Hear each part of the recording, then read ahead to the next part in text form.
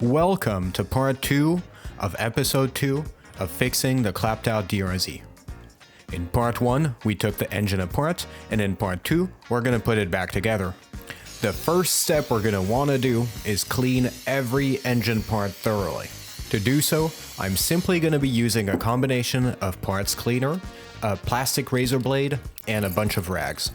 The main places we're focusing on here are the mating surfaces between the different parts that are going to have to be squeaky clean and really dry to be able to seal nicely with new gaskets.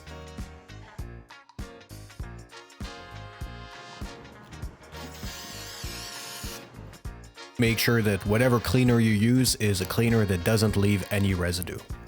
Brake parts cleaner is actually pretty good for this.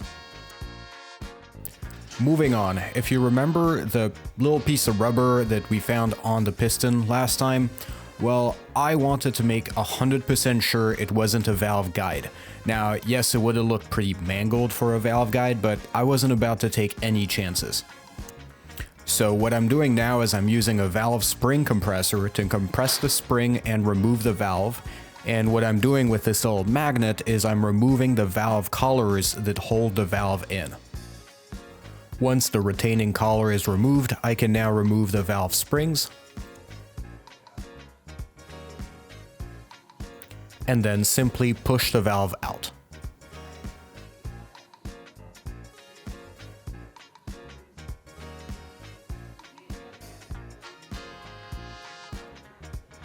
Rinse and repeat the process for the 3 other valves. You definitely want to keep track of which springs go with which valves and which valves go where. Once removed, I'm taking a quick glance at the valve seats to make sure that there's no damage.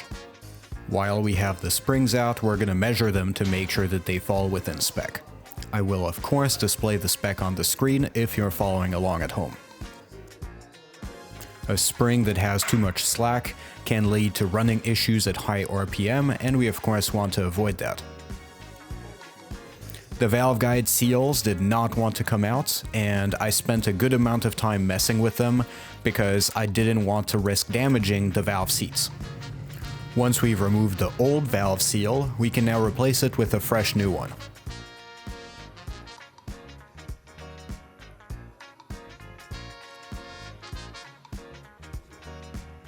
And we're now cleared to put the 2 valve springs and the valve spring cap back on. After lubricating and installing the valve, you can then mess around for 25 minutes as you try to get the valve collars back on. No, seriously, if you have a better technique to put them on consistently, definitely drop me a comment because I never have a good time with this part.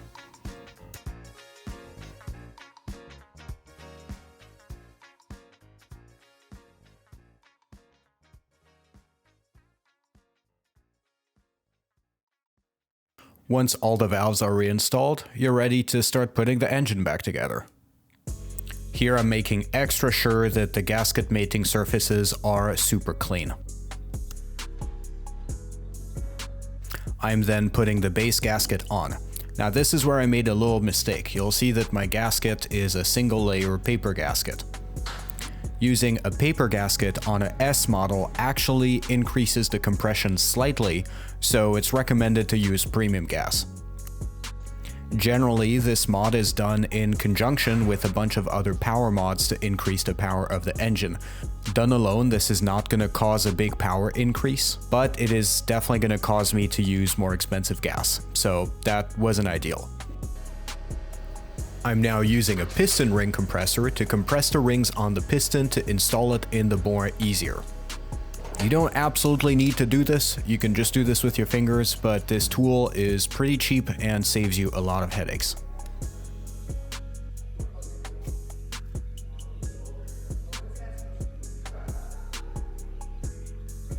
Before putting the piston in the bore, make sure to slightly lubricate the bore with a little bit of oil. You can then make sure to gently align the piston bore and lower it onto the piston.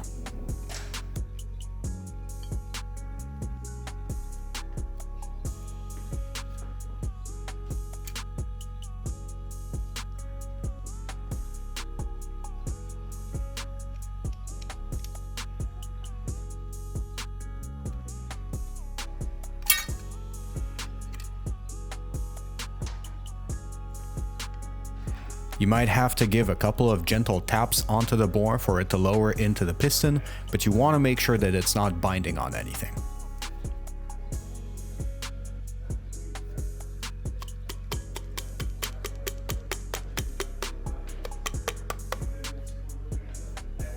And if you're like me and you forgot the chain guide for the cam chain, you get to do it all over again a second time.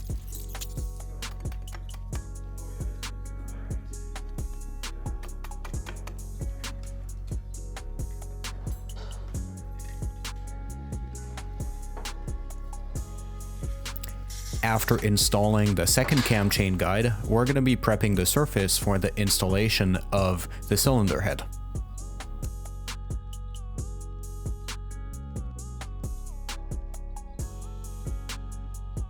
Don't forget to put in the 2 dowels into the cylinder bore.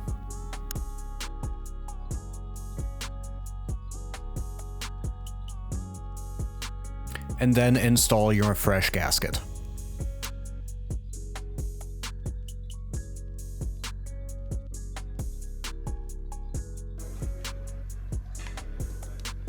We are then ready to install the cylinder head. Now, sorry about the camera angle. I know that I'm blocking the view for most of the way, but the most critical things to do is really just make sure to get both cam chain guides into the cylinder head.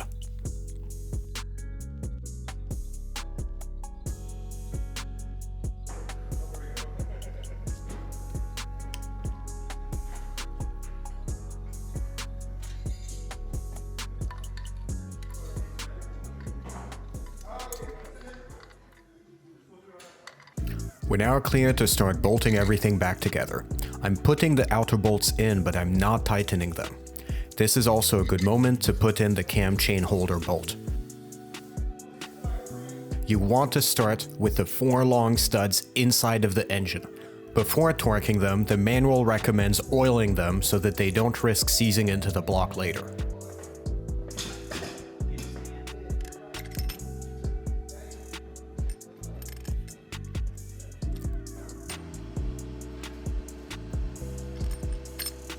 For these 4 bolts, we're going to bring them up to half torque and then full torque in a star pattern. You can then tighten up the upper and lower connecting bolts. Now is a great moment to have a cookie and a glass of water because we're about to move on to timing and installing the cam chain tensioner and cams. I'm replacing the cam chain tensioner that came with my bike with a 3rd generation cam chain tensioner. This could also be a great moment to install a manual cam chain tensioner, but personally I'm just going to go with an automatic one because I found one for very cheap. Before installing it, you want to make sure that it is fully retracted.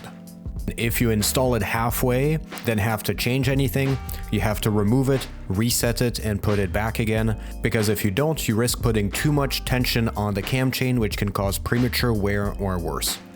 I don't know if it's super visible here, but I also used a fresh gasket for the cam chain tensioner.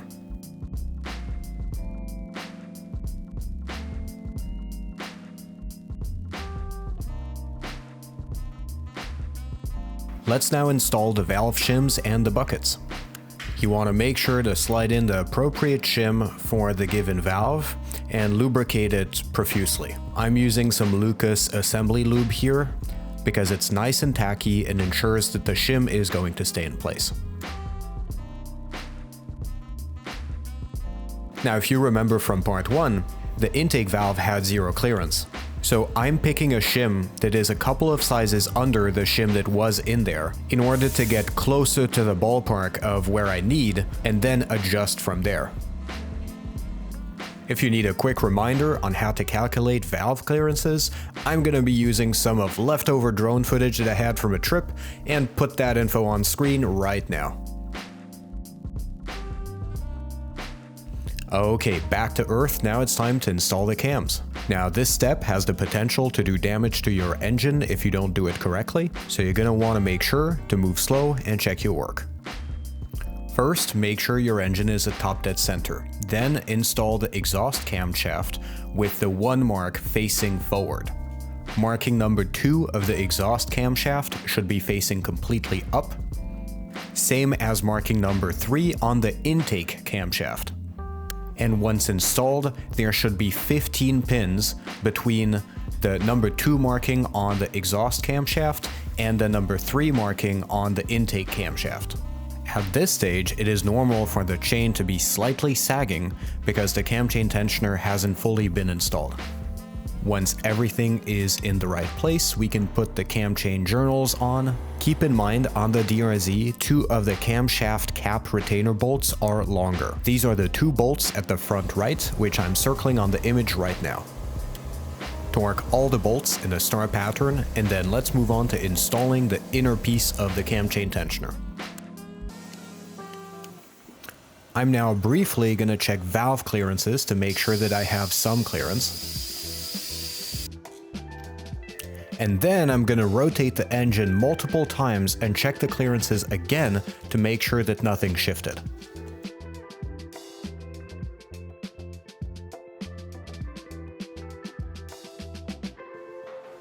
I'm a pretty paranoid guy, so I like to do this 5 times when I put an engine back together, but, you know, 1 or 2 should suffice.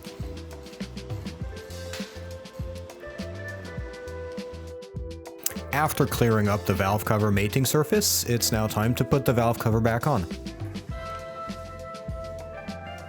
It's recommended to put a little dab of RTV where the lips meet the mating surface. Here, I'll circle it on the screen right now. Okie dokie, now that the hard part is done, time to put the spark plug back in, put the upper engine mount back in, and start putting all the other parts back on. When reassembling everything, I'm gonna put some blue silicone hoses, because the old hoses were showing some signs of fraying, and because blue silicone hoses add 15 horsepower.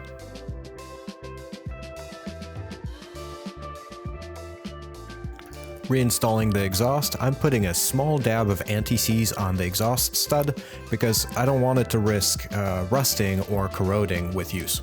I'm also making sure to install a fresh exhaust gasket. Now the keen-eyed among you will notice that I took off a Yoshi full exhaust and I'm putting a stock exhaust back on. I know that I'm unfortunately losing out on some performance, but I'm of the opinion that loud exhausts close trails, and I want to be quiet and respectful of nature when I'm there. It's also my experience that when people find you in places you're not supposed to be, they are more receptive to your arguments if your bike isn't super loud. So I'm quickly rejetting my carburetor.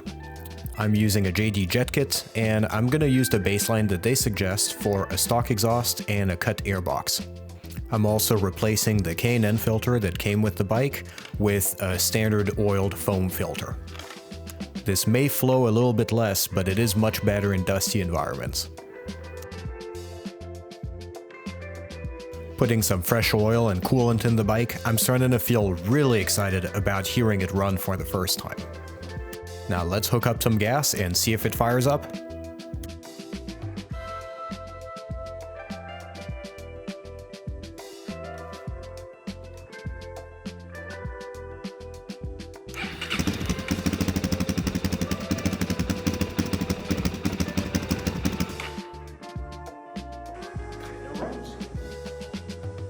Now, I'm always pretty bad at expressing my emotions in the moment. I didn't jump up and down and smile, but you can rest assured that I was super happy that all this work wasn't done for nothing.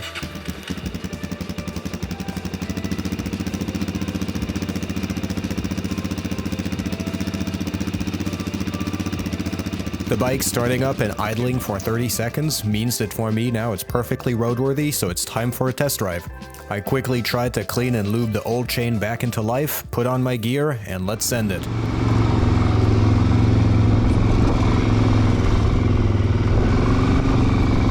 Woo!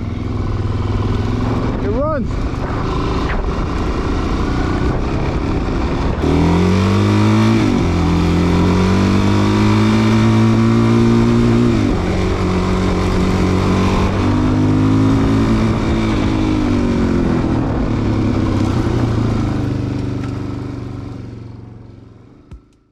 Pulling back into the shop, my first mission is to flush out all the crud that was in the coolant. Either the coolant coming out of the bike is weirdly foggy and has some flakes floating in it. I don't want that stuff kicking around my engine, so I'm gonna hook up a hose to the bike and just run a bunch of water through the system until the water comes out perfectly clear. You do want to dip the bike from side to side to make sure that the coolant circulates fully. After doing this for a couple of times, I could ensure that nothing weird was coming out of the coolant hole. After this, I filled up the bike with coolant, and I'm going to be changing the coolant very often to ensure that there's no risk of corrosion inside of the engine. Overall, very good day today. Very excited with what I accomplished today.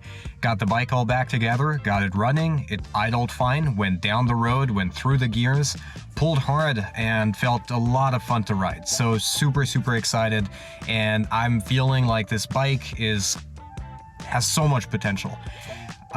What are we gonna do from here? Well, first thing is we're gonna have to keep an eye on the bike. I have no clue why that valve had zero clearance, so we're going to have to keep an eye on it and make sure with much more frequent checks that the valve doesn't go back out of spec. In addition to that, also going to have to keep an eye on the coolant. Hopefully that stop leak is all out of the system by now after all the flushes I did, but it's possible there's still a little bit in there, so we're going to do checks and flushes of the coolant a little bit more, way before they need to come due. But from here, I'm going to do a couple of other things. The suspension for the bike needs to be refreshed. The front fork seal is leaking and the rear shock is leaking. So going to have to replace probably the rear shock, and the front forks we're going to work on. Now, in addition to that, they are also sprung for the previous rider's weight, and he was much heavier than me. So we're going to have to replace the springs. Now, I don't have the suspension for my weight, and I priced it out, and it's a little bit pricey. So I'm just going to put the stock setup back in for now, since I got it with the bike, and then going to try to resell the springs I'm taking out of the bike to get springs for my weight, or maybe even trade them with someone. Who knows? The internet works in mysterious ways. I feel like I'm so close to being able to enjoy that bike on the open road and actually go on adventures with it and rip it around. So stay tuned, thanks for watching, and I'll see you on the road.